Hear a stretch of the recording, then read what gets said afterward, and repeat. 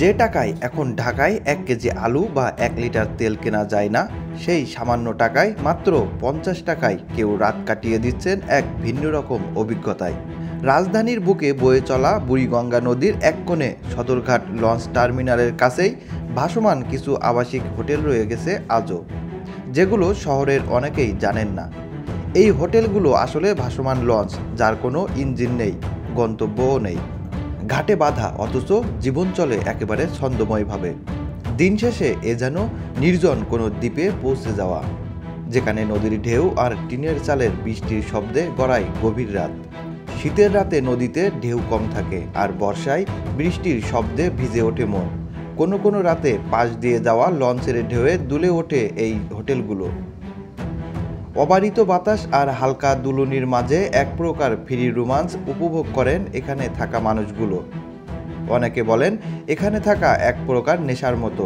কেউ কেউ 20 বছর, আবার কেউ 45 বছর ধরে এই ভাসমান হোটেলেই বানিয়ে নিয়েছেন নিজের স্থায়ী ঠিকানা। আমি আজ বিগত 35 বছর এই প্রতিষ্ঠানে। আমি 21 বছর চাকরি করার পরে নিজেই এখন বর্তমানে মালিক, নিজেই পরিচালনা করি। ম্যানেজার আছে, উনি ছুটিতে গেছেন। এই প্রতিষ্ঠান প্রথম ছিল আমার মামার। উনি 1964 সালে এই শ্যামবাজার লালকুটিঘাট ওইখানে একটা কাঠের নৌকা ছিল।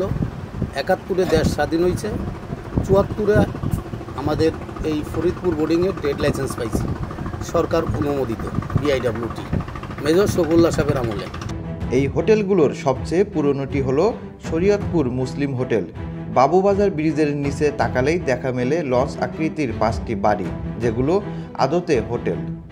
এই হোটেলগুলোতে একমাত্র পুরুষরাই থাকতে পারেন। অধিকাংশ ফেরিওয়ালা, ক্ষুদ্র ব্যবসায়ী, হকার, মজদুর, বাস ও ট্রাকের চালক বা হেল্পার, অনেকেই মিটফোর্ড হাসপাতালে আসা রোগীর আত্মীয়। তাদের কারো পক্ষে শহরের হোটেল ভাড়া নেওয়া সম্ভব নয়, কিন্তু মাত্র 50 টাকা থেকে 150 টাকায় এখানে তারা পেয়ে যান একটি নিরাপদ ঘর, এক টুকরো ছায়া, এক রাতের আশ্রয়। মালামাল রাখার ব্যবস্থাও রয়েছে, যেন ঘুমটা অন্তত নিশ্চিন্তে হয়। মধ্যবিত্ত শ্রেণী এবং নিম্ন শ্রেণীর লোকজন এরাই বেশি থাকে। যেহেতু আমার এখানে 40-42 বছরের কাস্টমারও আছে, 40-42 বছরের কাস্টমারও আমার এখানে আছে, বর্তমান এখনও থাকে। এরা ফলের ব্যবসা করে, কেউ হকারি করে, কেউ রিক্সা চালায়, কেউ ভ্যান চালায়, এইসব ধরনের লোকজনই বেশিরভাগ থাকে। প্রতিটি হোটেলেই রয়েছে 2 তলা এবং 50টির মতো ছোট ছোট কক্ষ। 3 ধরনের কক্ষ রয়েছে এখানে: ঢালাই বিছানা, single cabin O double cabin.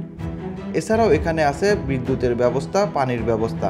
আমাদের এই সিঙ্গেল রুম 120 টাকা ভাড়া, ডবল 150 টাকা ভাড়া। আমাদের বিদ্যুৎ আছে, ফ্যান, লাইট, রুমে তোষক, বালিশ, বিছনা চাদর, বাস আপনার ঘুমাইতে যেটা প্রয়োজন। এখানে সম্পূর্ণ বেচালার, মহিলা কোনো এলাও হয় না। এই হোটেলগুলি সকাল 6টা থেকে রাত 2টা পর্যন্ত খোলা থাকে।